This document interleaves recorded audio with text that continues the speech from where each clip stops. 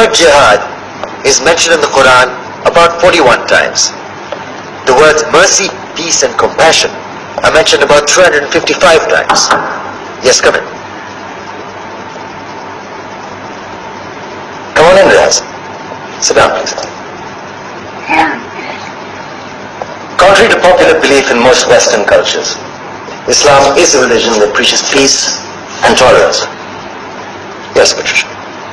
If Islam truly is a religion that preaches peace, then how come the world's most troubled spots, the West Bank, Afghanistan, Pakistan, Iraq, they're all plagued with Islamic terrorism? Well, that depends on your definition of terrorism. Some might argue that the U.S. invasions of countries like Iraq and Afghanistan are also acts of terrorism. Those were acts of war to get rid of despotic regimes. Or a means of getting at a country's oil.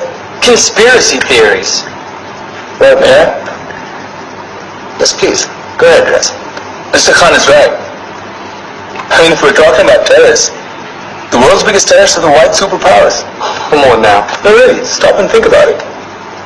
Explain 9/11. Okay. Do you know how many people died in the Twin Towers strike?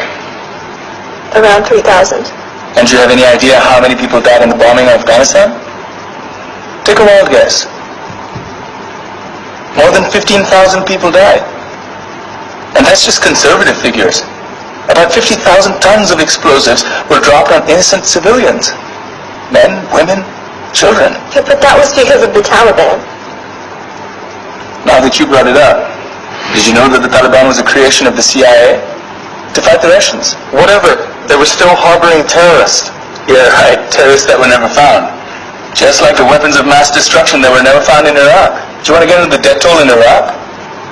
500,000 civilians and counting. And what do Britain and America say when they don't find these weapons? It's simple. They just say sorry. And still refuse to relinquish control of these countries. What are you trying to say? What I'm trying to say is that just because you're American, wear a fancy suit, and call yourself the president, doesn't make you any less of a terrorist. I'm saying that if you don't stop meddling in other people's countries, you will face a backlash. If Muslims like you feel that way, then why don't you get out of our country? We will. As soon as you promise to leave ours.